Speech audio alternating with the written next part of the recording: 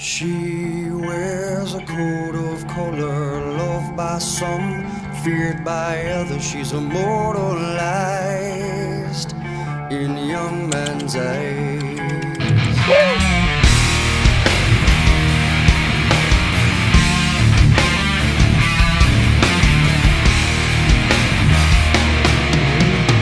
She breathes in the eyes of brothers. Violent sons make bitter mothers. Close your eyes. Here's your